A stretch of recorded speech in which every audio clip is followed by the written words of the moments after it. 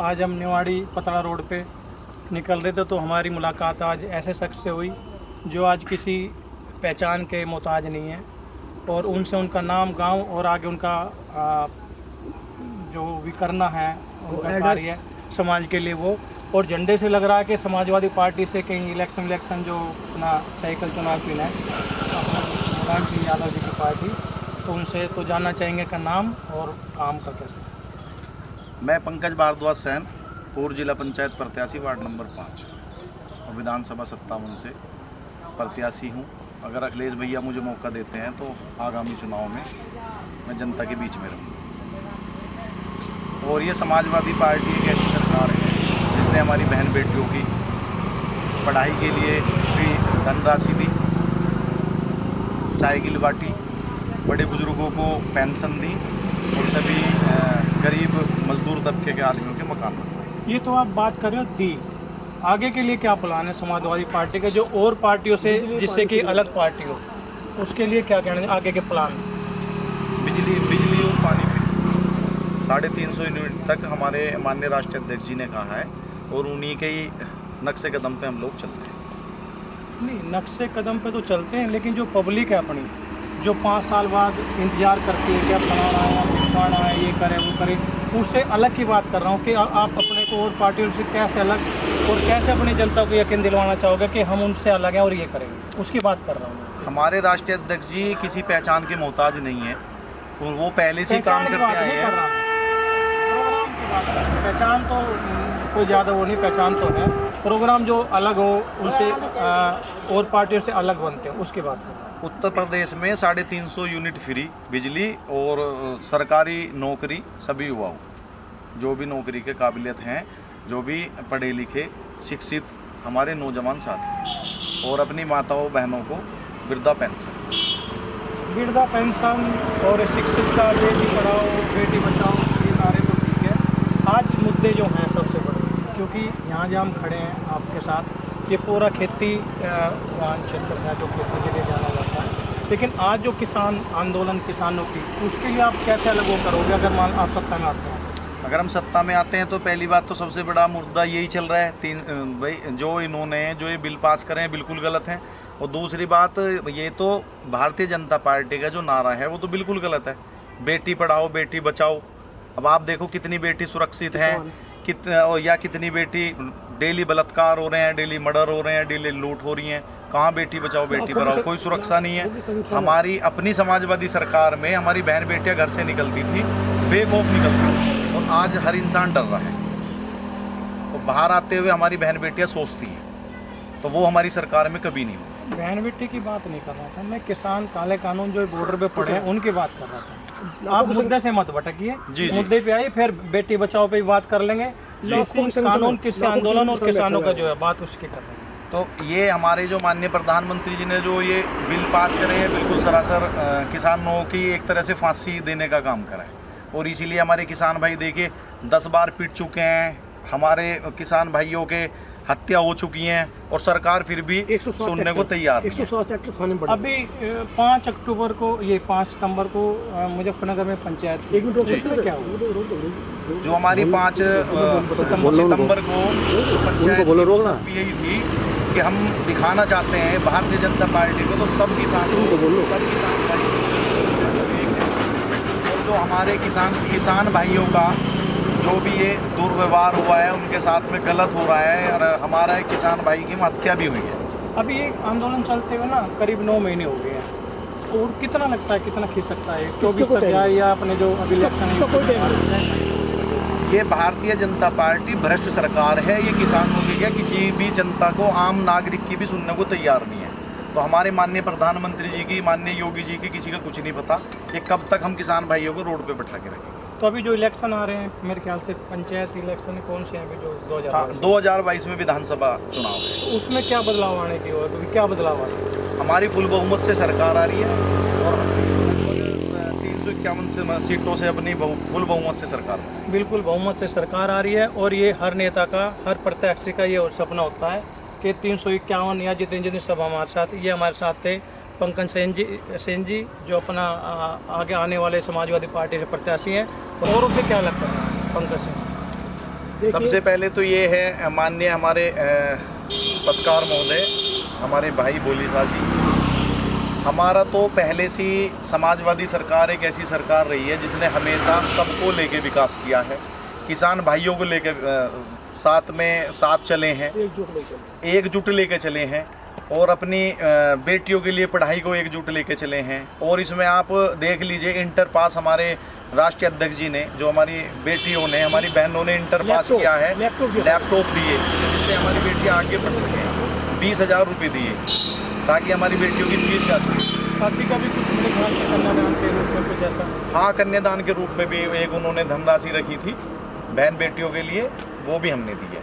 और आने वाले टाइम में भी बिजली फ्री और पानी फ्री करने जा रहे हैं, और नौजवान साथियों के लिए नौकरी देने जा रहे हैं सरकार। अभी कहाँ जा रहे थे आप? अभी मैं एक दौरे पे निकला था समाजवादी पार्टी के लिए, और अभी हमारा गांव एक पूठरी हमारी विधानसभा में पड़ता है, हमारा डबाना पड़ता है, उजेड़ा पड़ता है और निवाड़ी पड़ता है। मैं इधर से निकलते हुए जनसंपर्क लोगों से कर रहा था, तो उन्होंने सबने एक ही बात कही है कि अखिलेश भैया के साथ हैं। अखिलेश भैया एक ऐसी पार्टी है जो कि किसानों के साथ है। अब आप देख लीजिए, ये तो एक दूर की बात नहीं है, बहुत नज़दीक की बात है। हमारे किसान भाई जो कैसे कैसे करके जो इस फसल को उगा रहे हैं, इस पूरे देश को चला रहे हैं, पूरे हिंदुस्तान को चला रहे हैं। उन किसान भाइयों के देखिए 160 ट्रैक्टर आज भी थाने में बंद हैं। हमारे भाई पता नहीं कैसे कर्जा करके, ज़मीन गिरवी रख के, कैसे कैसे करके वो ट्रैक्टर लाए। 160 ट्रैक्टर आज भी थाने में बंद है। बहुत सारे को किस्त भी रुकी होंगी, किस्तें भी नहीं भर पा रहे हैं। किस्तें भी नहीं भर पा रहे, उनकी दुर्दशा इतनी है, पता नहीं मेरे किसान भाई कैसे कैसे अपने घर में खाना बना रहे हैं, कैसे अपने परिवार को चला रहे हैं, क्या कुछ कर रहे हैं। इतना बुरा हमारे किसान भाइयों के साथ में हो रहा है।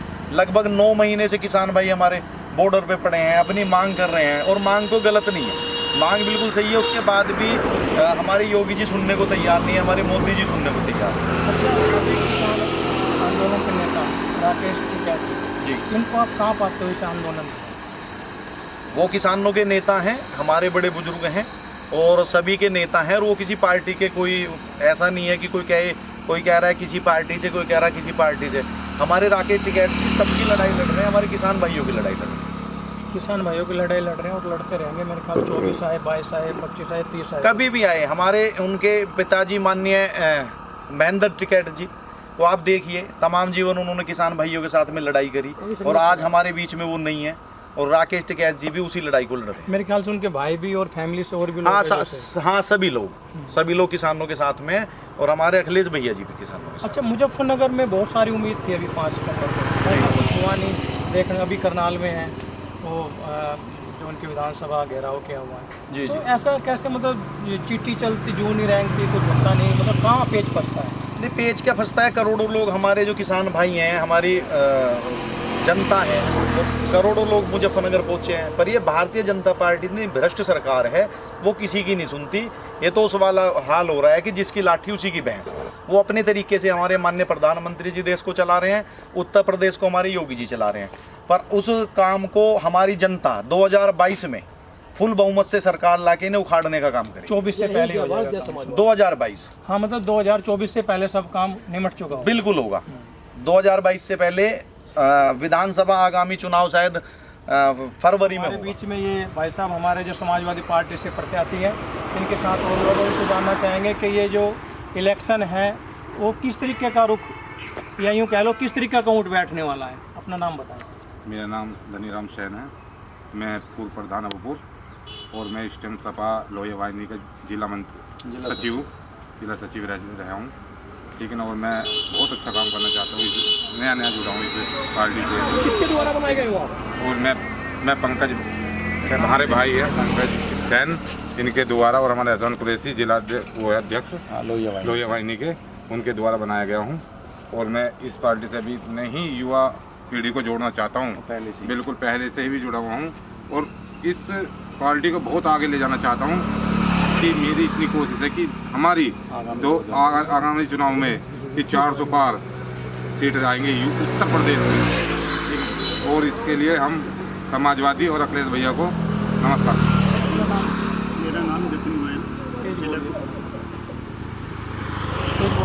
मेरा नाम जतिन गोयल, मुरादनगर से, जिला कोषाध्यक्ष समाजवादी पार्टी लोहिया वाहिनी। तो तो ये तो परिचय हुआ आपका।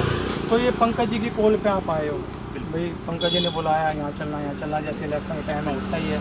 तो आप पंकज जी को औरों से कैसे लग पाते हैं, या समाजवादी पार्टी को और पार्टियों से कैसे लग पाते हैं? मेरे नौजवान साथी हैं पंकज भाई, सबके दुख में खड़े रहते हैं। और अभी हम यहाँ पे पतला निवाड़ी में जा रहे थे, एक घर में अभी हमने मीटिंग भी करी है, कोई दिक्कत नहीं है।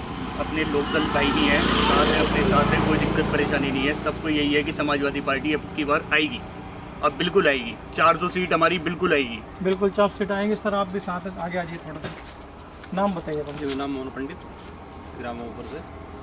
तो कैसे आप भाई साहब के साथ, मतलब क्या प्रचार चल रहा है, क्या चल रहा है? अपने जो जनता है, जो अपने पार्टी में होता है एक दूसरे का साथ वोटिंग का है, वैसे तो कैसे देखते हैं आप, कैसे मिलेगा? हमारे पंकज भारद्वाज सैन जी अभी पूर्व क्या नाम है जिला पंचायत लड़े हैं, इससे बहुत अच्छे नेता है, ये युवा नेता है और सभी को दुख सुख में साथ में रहते हैं और सभी की हारी बीमारी सबके साथ में रहते हैं। तो हमें उम्मीद है कि जो नौजवान व्यक्ति है वो सभी नौजवानों की और जो बड़े बुजुर्ग हैं इनकी सबकी वो समझेगा कि किस तरह से चल रहा है, किस तरह से नहीं चल रहा है। तो गरीबी की आज आप ये देखिए बीजेपी की सरकार में महंगाई कितनी बढ़ चुकी है, जिसका तोड़ नहीं है कोई। तेल देख लीजिए आप, सरसों का तेल लीजिए 200 रुपये पार है, पेट्रोल ले लिए 100 रुपये पार है, यानी कि हर चीज़ सिलेंडर पे देखो। अभी देखो कोई गरीब व्यक्ति एक सिलेंडर अपना भरवा नहीं सकता। जो 6,000-7,000 रुपये क्या नाम है कमा रहा है, वो क्या कमाएगा, क्या खाएगा और क्या अपने बच्चों को बढ़ाएगा वो। बहुत बिल्कुल सिलेंडर इतना है, मेरे ख्याल से 900 कुछ होने वाला है, पेट्रोल वगैरह। तो एक साहब और हमारे साथ हैं, ठीक है। तो ये बताओ आप कि ये तो ही महंगाई की बात है जी, बेरोजगारी क्या मुद्दा नहीं मानते? बेरोजगारी बंदा आप ये देखिए, जब से बीजेपी की सरकार है किसको क्या बेरोजगारी मिली है, किसको क्या नौकरी मिली है? किसी को कोई नौकरी नहीं मिली है। उसके लिए क्या लगता है कि समाजवादी पार्टी उसमें खरी उतरेगी कि जो बेरोजगार लोग हुए हैं उनको मिल पाएगी? बिल्कुल उतरेगी, क्यों नहीं उतरेगी। पिछली बार जब समाज की सरकार की समाजवादी पार्टी की सभी को, सभी गरीब बच्ची हो कोई या छोटा बच्चे हो, सभी को साइकिल दी है, लैपटॉप वगैरह दी है, सभी सुविधा दी है।